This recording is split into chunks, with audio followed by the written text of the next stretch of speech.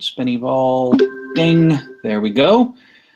And let's go ahead and finish off talking about evolution, or as it's sometimes referred to in this state, evolution. And I'll put the evil in it for you. So we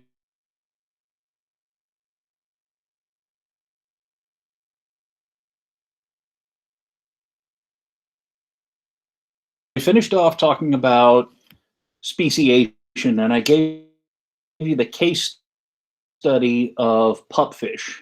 And again, if you're not sure how to study for this exam, I teach with a fair number of case studies. I feel like it's a good act is to try and relate them to something you. I'm not going to ask you for details of the case studies themselves. You don't have to know about Mojave Desert pupfish specifically. Be cool if you did. But what you need to know about is how speciation works. And you can represent the pattern of evolution by drawing up branching diagrams like this one. This is called a cladogram. Klados happens to be Greek for a branch. So a cladogram is a branched drawing. And the way you read this is that, you know, each one of these names right here is the name of a pupfish species. Cyprinodon nevadensis, Cyprinodon diabolus, Cyprinodon salinus, ... And they're connected with lines, and the lines arise from branch points. Now, the branch points here are decorated with numbers. You don't really have to worry what those numbers are.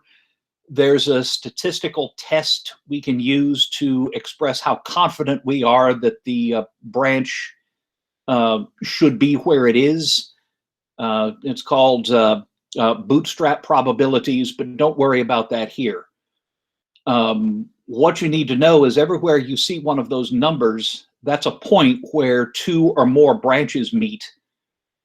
And those points represent hypothetical common ancestors. So if you look to a little bit above center, there is a number 94.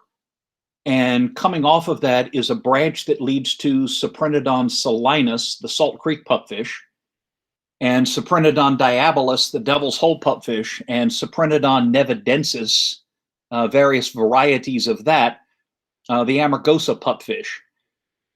What that is saying is that we hypothesize that the Salt Creek, the Devil's Hole, and the Amargosa pupfish are all descended from a common ancestor.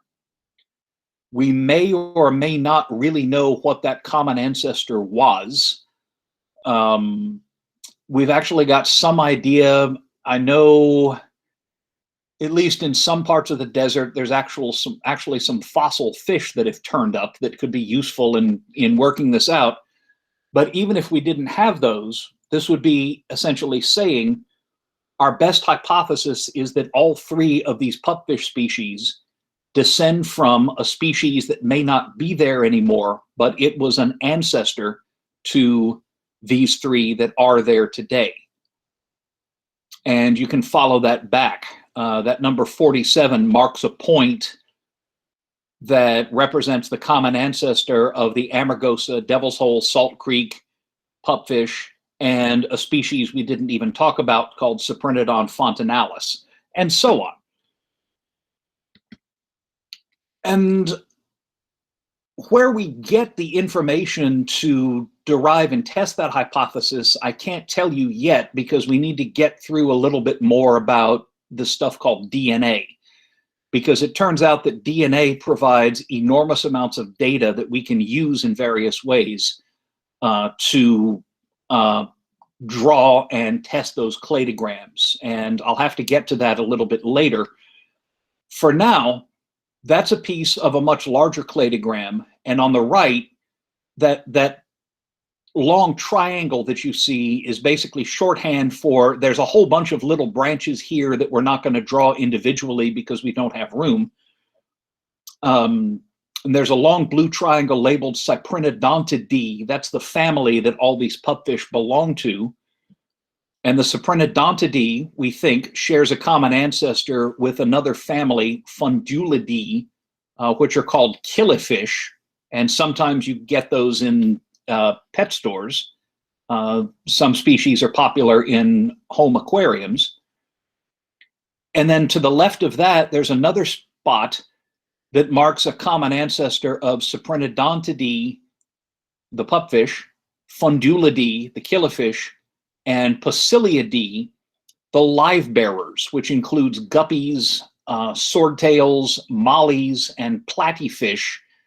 Maybe you're not familiar with those, but you could find them on any given day in any pet store with a freshwater aquarium department. You could go out to PetSmart or Petco or Pet Country in Conway and see plenty of those. And we hypothesize that all of the species in all three of those families come from a common ancestor. And then those share an even more distant common ancestor with a family of fish that I'm not even familiar with called the Aplochilidae. And that's how those fish share common ancestry with, oh, good grief, with a whole bunch of fish families, from the Polycentridae to the Pholodicthidae to the Cyclidae to the Atheronopsidae to the Notocaridae to the Atherinidae to the Bedodidae to the Melanotenidae to the Temotherinidae to the Pseudomagillidae.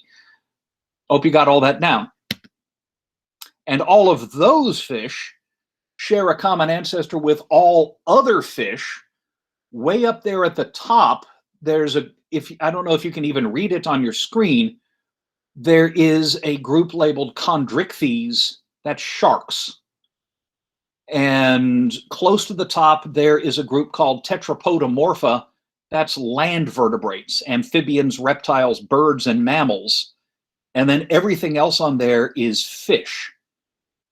And everything that you just saw, all the pupfish and all of those just form a tiny subset of the total diversity of fish. And we could keep going back and back and back.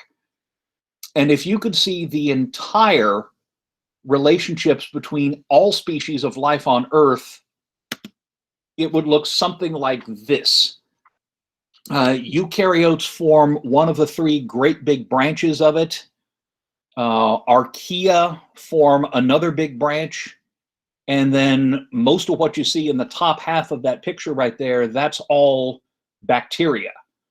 And it all goes back to one single common ancestor that we call LUCA, last universal common ancestor, LUCA.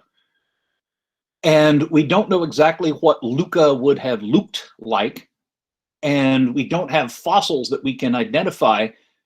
But using a lot of data from things like DNA and studies of chemistry, we can still reconstruct something about what that last common ancestor would have looked like.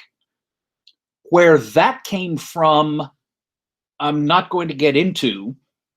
We think that life originated through natural processes on Earth, and there's lots of hypotheses as to exactly how that could have happened.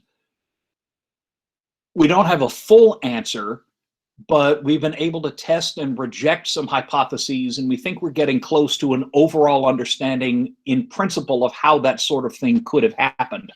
But I'm not going to say more about that because it would frankly get us into some rather complicated chemical studies that I'm not really up on. That I don't feel qualified to discuss. Although again, that's why the gods gave you Wikipedia if you want to study it yourself. And because this is science, this is a hypothesis, and it's always subject to further testing. Where do we get off drawing diagrams like these? Well, we reconstruct cladograms based on shared characters. Two organisms that have a feature in common, the simplest way they could have gotten that is through a common ancestor. Remember, I talked about this a bit on Monday. We have a bunch of people running around central Arkansas with a feature in common. It's the last name Freyaldenhoven. Now, it's possible that none of them are related to each other. Maybe they just all decided purely by coincidence to change their name to Freyaldenhoven. You know, maybe they did, but the likeliest explanation is common ancestry, that everybody who's got the last name Freyaldenhoven is descended from some guy in the past who may not still be alive, whose name was Freyaldenhoven. And I'm not sure who he was, but he has actually been identified. There was somebody named Mr. Freyaldenhoven who came to this part of Arkansas from Germany in maybe the 1870s or 1880s. And he had lots of kids, and they had lots of kids. And one of the things that they share is, well, the name Freyaldenhoven. They might also share other features, like maybe they look like him. Maybe they've got the same build or eye color or something like that. You can make a similar argument when you're looking at organismal diversity. Up at the right, you've got a rat and a gorilla. They don't look an awful lot alike at first, but it turns out that they share hair. They share other features like feeding babies with milk. They share internal features like a diaphragm muscle. That's something mammals have that others don't. Red blood cells without nuclei. Features of the skull, like oh, never mind, like a dentary squamosal jaw joint and things like that. They share a lot of internal and external features. The simplest explanation for how they got them is that they're descended from some common ancestor that wasn't a rat and wasn't a gorilla, was different from both, but it had these features and passed them on to its descendants, rats, gorillas, and actually dogs and horses and three-toed sloths and quite a lot of other mammals as well. Now, the rat, the gorilla, the sparrow, and the lizard, or the mammals, reptiles, and birds, don't look similar, but they've got one key feature in common. They've got something called the amniotic egg. Mammals, of course, don't lay eggs except for the duck-billed platypus, but when you were an embryo floating in your mother's uterus, you were surrounded by a set of membranes containing fluid. Your amniotic sac, or the bag of waters. If you've ever, heard of somebody whose water breaks when they're about to give birth, that's what they're talking about. This sac usually ruptures when a baby's about to be born. And you had several layers of membrane that surrounded you and, formed the placenta that nourished you. And it turns out reptiles and birds make the same set of membranes.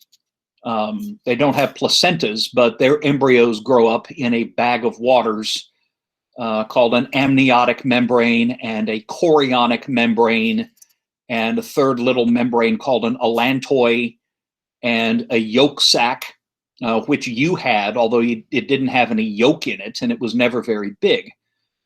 So reptiles, birds, and mammals don't look a lot alike, but they all come from eggs that have this arrangement of membrane sacs surrounding the embryo. Even though birds and reptiles develop in an eggshell and most mammals develop in a uterus, the arrangement's the same. And the simplest explanation for that, not the only possible one, but the simplest, is that all of these groups come from a common ancestor that had that same arrangement, and so on. I'll give a little bit more detail here. How do we get birds? Birds are very good at flying. They've got feathers, which are very light but also very strong and make up most of the wing area. They're very lightweight because they have lost a long bony tail. The tail is just a little nub. As you know, if you've ever, cut up a chicken or something like that, you've seen the little nubbin that's all that's left of the tail. A lot of the bones are fused together compared to other vertebrates. There's a special arrangement of the shoulder joint and the collarbone that permits powerful flapping. The collarbone develops into this thing called a wishbone, and the muscles are arranged in such a way that they can generate a great deal of force on the downstroke. And you have very large flight muscles on the breast that are attached to a breastbone that kind of sticks out and makes a keel. And again, you have seen this if you've ever carved a turkey or cut up a chicken, or for that matter, eaten a chicken. You can see a lot of these features. And most of them are adaptations for flight. Where'd they come from? It turns out that birds have a number of features in common with a group that might not surprise you, but was pretty surprising when John Ostrom and Bob Bacher started promoting it back in the 70s. Birds and dinosaurs share things like an S-shaped neck. You can see that especially well in critters like swans or herons or things like that. But the neck bones are shaped in such a way that there's an S-curve to it. You won't see that in critters like lizards. The main bone of the lower leg is the tibia. You've got a tibia, that's your shin. And there's a leg bone that's parallel to your tibia called your fibula. And in dinos and in birds, that fibula is very highly reduced. If you've ever eaten a drumstick off a chicken or a turkey, you might have noticed that you've got one main bone and then this kind of little, needle-like splinter of bone next to it. That little splinter is the fibula, and it's a lot smaller in birds and in dinosaurs. Some of the digits, fingers and toes, get lost in the feet and in the hands. There's a particular arrangement of the bones in the ankle. We don't need to get into what it is. It's called the advanced mesotarsal ankle. The hip socket has a hole in it. You don't. If I was to take a human pelvis bone, the socket for your thigh bone would be an almost perfectly round little cup-shaped indentation, little cup-shaped dent. In birds and in dinosaurs, there's a hole in the bottom of that socket. So, and there's more, but that'll do to be going on with. We also know that birds share all of those and more similarities with a group of dinosaurs called the raptors. And in particular, raptors and birds share a wrist joint that can swivel. And it swivels because one of the wrist bones is shaped like a crescent and the hand can pivot on it. And this is kind of hard to demonstrate, but it enables birds to bend their wings as they're flapping. They're not just flapping up and down like a paddle, but they're twisting their wing as they're flapping, and they're able to swivel the hand on the arm, which you can't do. And the upshot is they can fly much more efficiently and generate a lot more power on the flight stroke because they've got this swivelly wrist joint. And they share that with raptors, Velociraptor and all of that. And they share other features with birds, raptors, and carnivorous dinosaurs like T-Rex. Those dinos had a wishbone. We know T-Rex had a wishbone. We actually found it for the first time in a skeleton that turned up about 20 years ago. We know that they had hollow bones.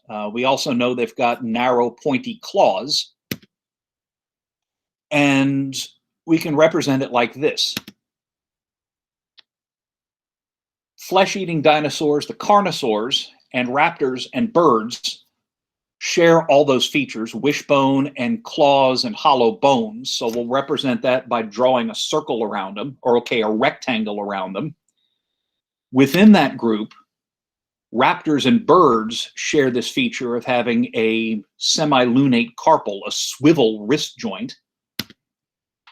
And then birds have all of these fused bones that give them a unique skeleton. The simplest explanation for all of that is that birds and raptors share a common ancestor. And that a little farther back in time, birds plus raptors shared a common ancestor with carnosaurs, with T-Rex. And we could take that even farther back. Birds, carnosaurs, and raptors share those features. That group shares the feature of having a femur longer than a tibia, a thigh longer than a shin, with sauropod dinosaurs, the big long-necked giant ones like the ones on the Sinclair gas station logo. And those share features with ornithischian dinosaurs like Stegosaurus and Triceratops and so on. Don't need to know all of those details, but the point is that we draw the cladograms that we do because they're based on patterns of features that organisms share.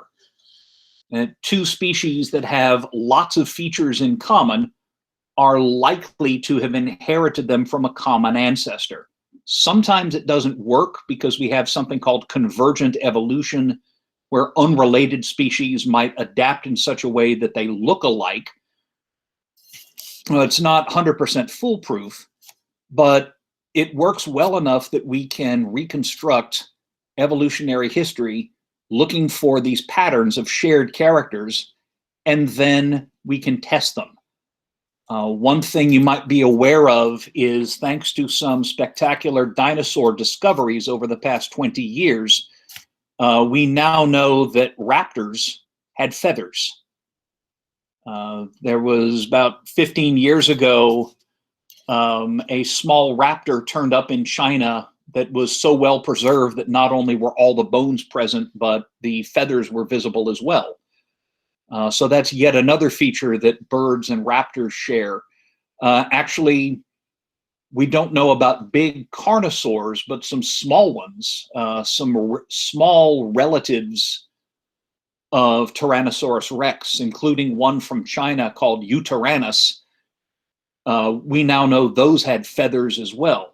So maybe not grown-up T-Rex, but at least maybe juvenile T-Rex or T-Rex's smaller cousins actually had what would have looked kind of like downy feathers on them. We've got direct evidence for that now. So feathers look like another feature that carnosaurs, raptors, and birds, and probably other dinosaurs as well, all would have shared in common.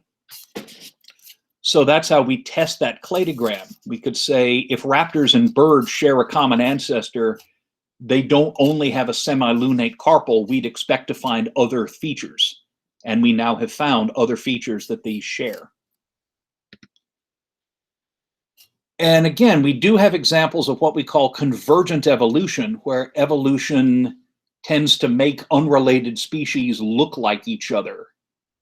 Birds have a similar pelvis structure, for instance, to what we call ornithischian dinosaurs, which is things like Stegosaurus and Triceratops. But the majority of the evidence put birds together with raptors and T-Rex and their kin. So we judge this sort of thing on preponderance of the evidence. This matters because people often have this impression that evolution is this single march of progress. So here in this cartoon, you start over on the left with some kind of protist or something in the ancient ocean, and somehow that gives rise to a fish, and that gives rise to some kind of water newt or something like that, which gives rise to a reptile, then a mammal, then an ape, then a caveman, and then culminating in a couple of characters over there on the right. And if you ask people to diagram evolution, they'll often think of it something like this, where you have this single line of progress where each link is slightly more advanced than its predecessors. A little bit like, cell phones, where each, new version of the iPhone is more advanced than the one that came before it, and each new version replaces the old one. So you're happy with your iPhone 3 until the iPhone 4 comes along. And then you're happy with the iPhone 4 until the iPhone 5 comes along, ... That's not the way that evolution works, though. It doesn't make straight lines like that. What it makes is branches. Evolution makes trees. This happens to be a tree of some fish that were swimming around about, click, click, 400-ish to 350-ish million years ago, that gave rise, we're pretty sure, to land vertebrates. And it doesn't form a conveyor belt-like march of progress. It's a tree. It's a branching diagram. And as species divide and change, we don't get a single line of progress. We get a branching pattern of species through time. And what many of us evolutionary biologists do is reconstruct the pattern with as much evidence as we can. And always knowing that we're always subject to revising our reconstructions as new data comes in, as new fossils get found, as new evidence from DNA comes in, lots of different ways we keep subjecting our ideas to various tests. I've had people tell me, some very kind and sincere people whose brain was probably fried from listening to too much Sandy Patty, that evolution couldn't possibly happen because a cat can never change into a dog. That's true. A cat can never change into a dog.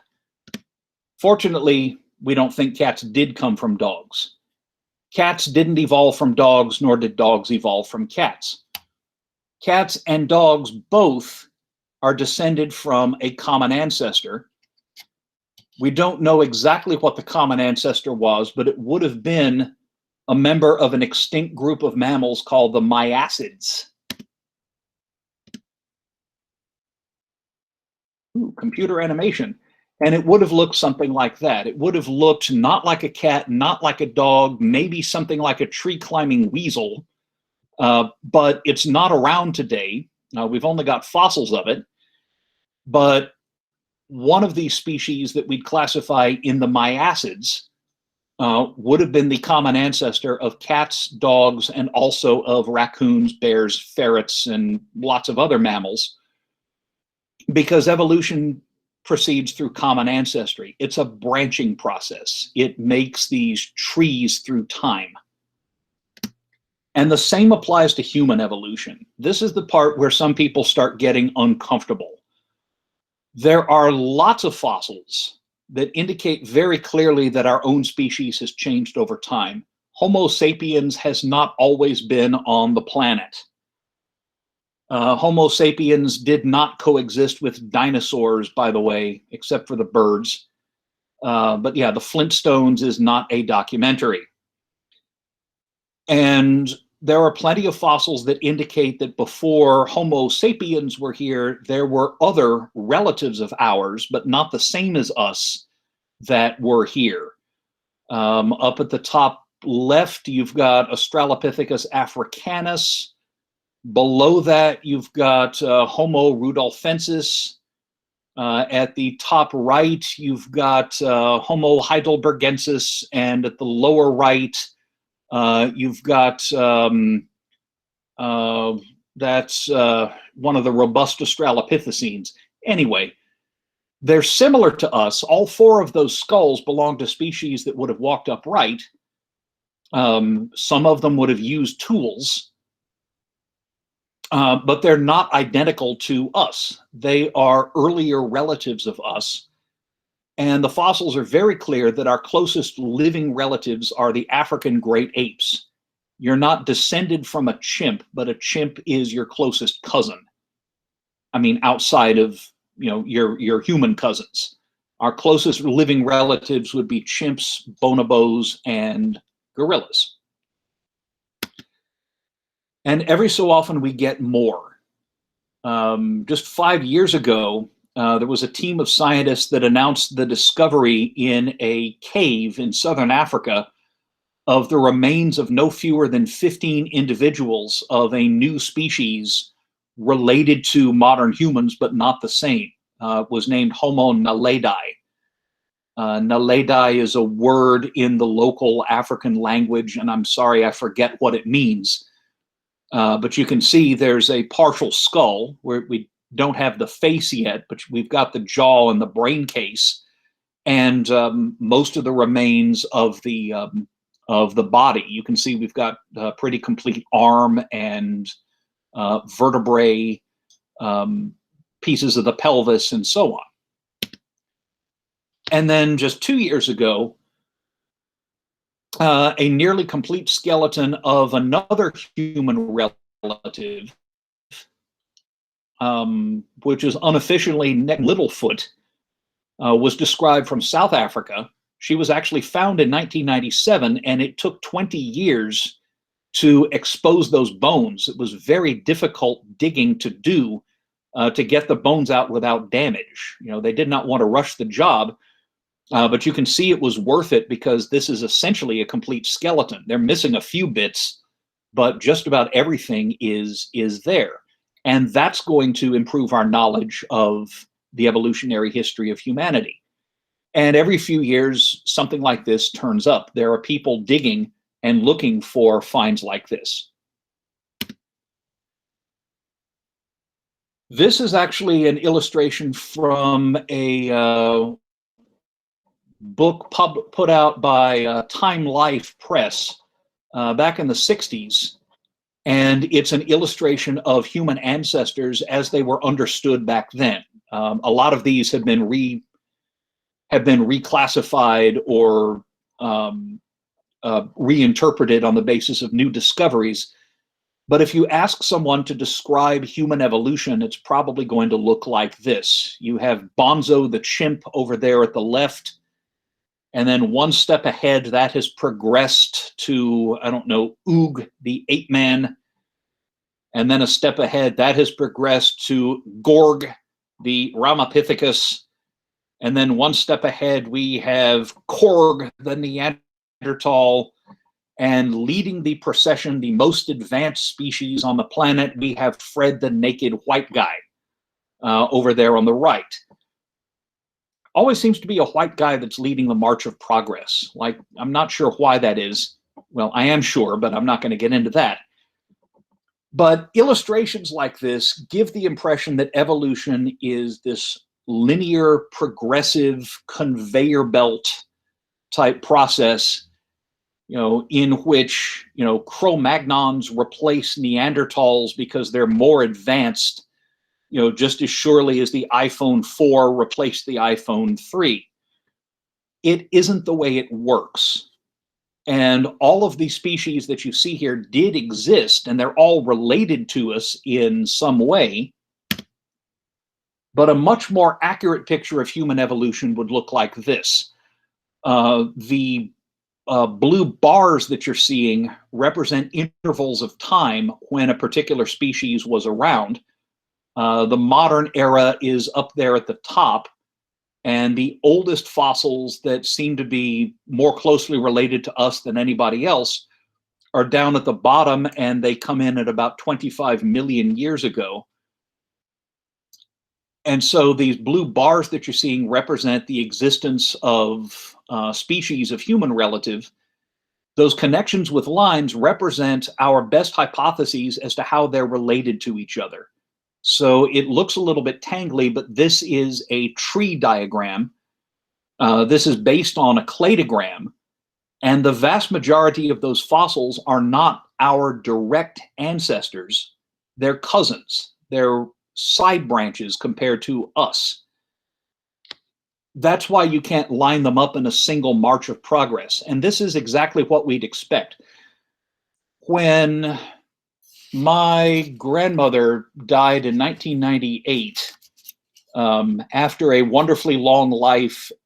She passed at the age of 90 peacefully in her sleep. We all went up for the funeral, of course, and I got to see my dad's side of the family for the first time in a long time.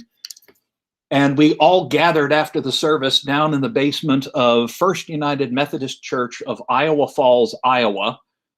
And of course, you know, you can't do anything in Iowa without Jello salad. So we had a big potluck and everybody ate and talked. And, you know, I was sad, but it was fun because I got to see these people that I hadn't seen in so long.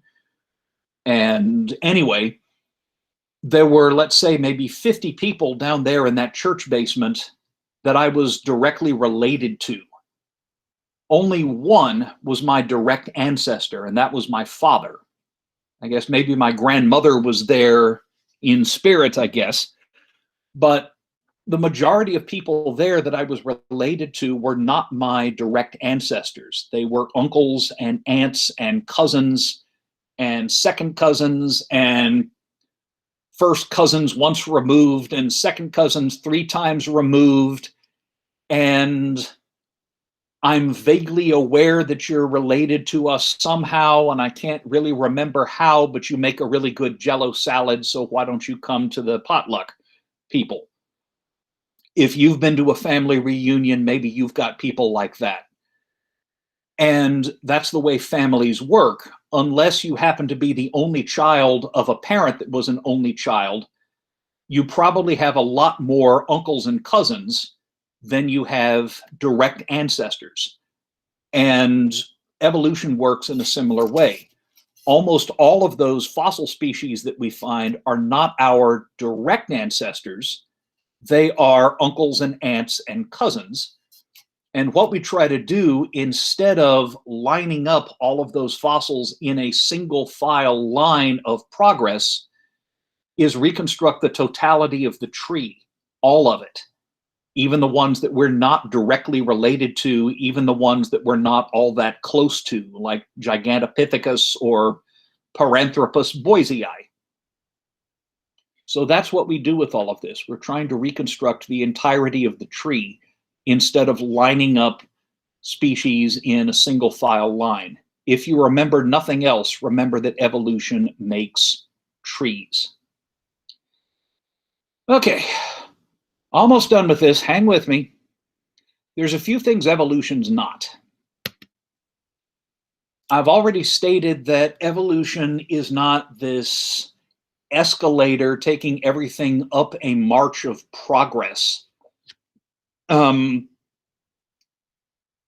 There are a number of cases where the evolutionary process has produced something that hasn't changed in a very long time, probably because there's no real need to. On the right, you've got some bacteria. They're of a type called blue-green bacteria. You might have seen some of those if you were with me when we did that little live microscope show. These bacteria are larger than most, and they're photosynthetic. They grow in large numbers in freshwater ponds around here, forming these mats of kind of grayish green slime that you'll see floating in the water. And on the right is what they look like now. On the left, there are some rock layers that formed in such a way that they actually trap bacteria inside, and you can find the fossils if you slice them extremely thin with a diamond saw and slice them into slices that are so thin they're translucent, and then look at them under a microscope. Yeah, weird but true. So on the left, you've got some fossils of blue-green bacteria. They're over 2 billion years old, and they're not grossly different, as far as we can tell, from bacteria that are around in the present day. Blue-green bacteria have not progressed in any way that we can measure, and there's no reason why they should. Blue-green bacteria evidently figured out, not literally, but evolved a perfectly workable way to live 2 odd billion years ago, and have not measurably changed since, because there's been no reason for them to. Darwinian evolution is not survival of the fittest, it's survival of whatever works. You know, some things like your iPhone is very modern and newfangled, but there's other things in your environment, like, I don't know, if you do carpentry, the basic design of your hammer has not significantly changed, at least since the Vikings and probably since the Romans. You know, lots of things that you use in the day-to-day have not altered over 1,000 years, and there's no reason that they should. They work well enough that we keep them around. Evolution's analogous to that. It doesn't get rid of things just because they're not new. If it works well enough, it's going to persist. So evolution is not this steady march of progress that's improving everything. I hate the phrase survival of the fittest, partly because fitness is very easy to misunderstand. In the math that we use to model evolution, which I think you might get a little taste of in tomorrow's lab simulation, fitness has a technical meaning. It's relative probability of successful reproduction. And I teach formulas for how to calculate it in my upper division class. But it doesn't mean what everyone thinks it does. Evolution is not survival of the meanest. You know, this lion is not showing survival of the fittest because it has ferociously and savagely taken down the helpless antelope.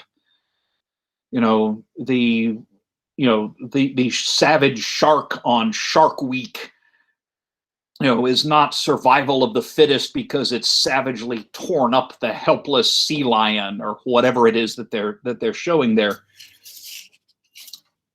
Evolution is about, you know, survival of whatever works.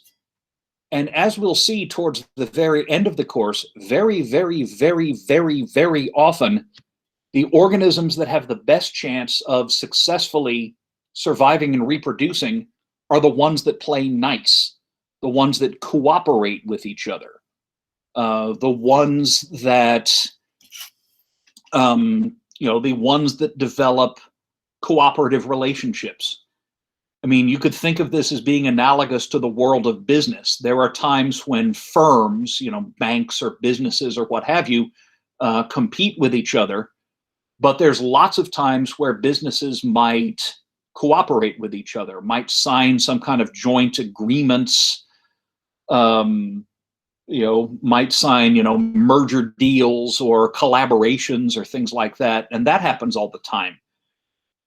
Life is the same way. There are lots of cases where your best chance of successfully reproducing comes not from your ability to kill your competition, but to get along with other species.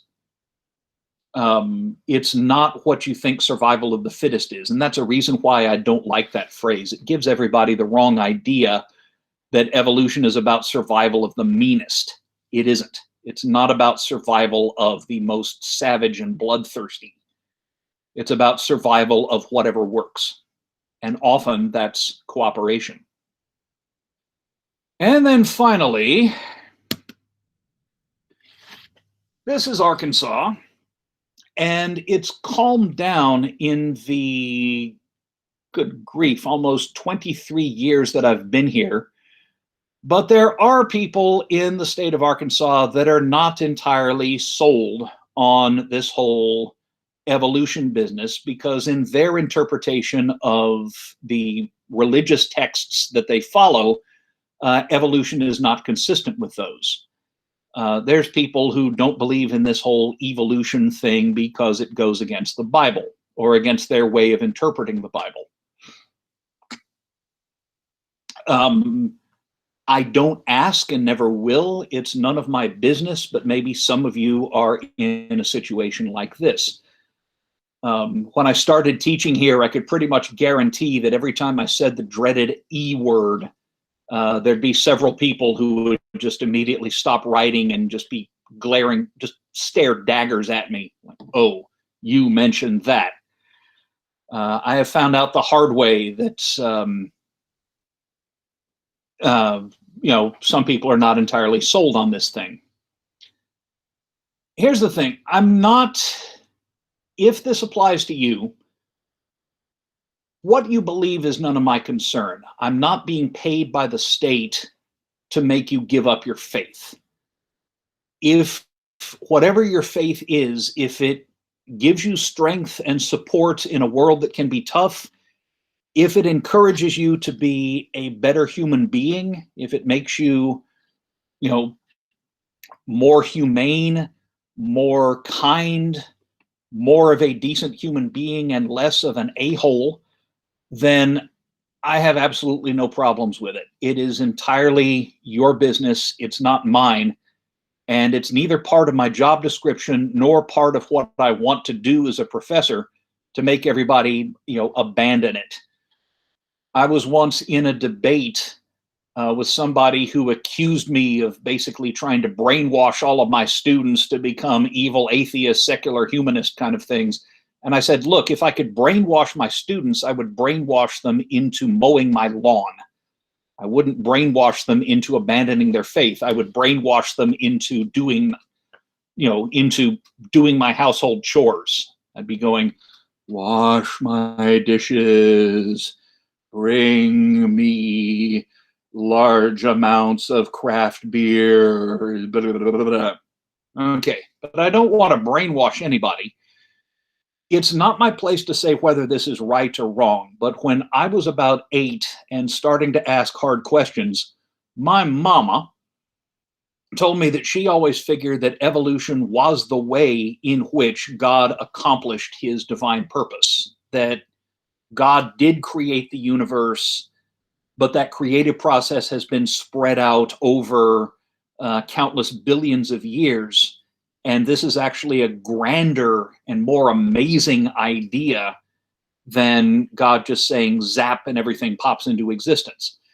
That's called theistic evolution. Theism is the idea that there is a God and that God is active in the world. Theistic evolution is the idea that evolution happens the way that, you know, the scientists say, but God is fundamentally in control of the whole thing.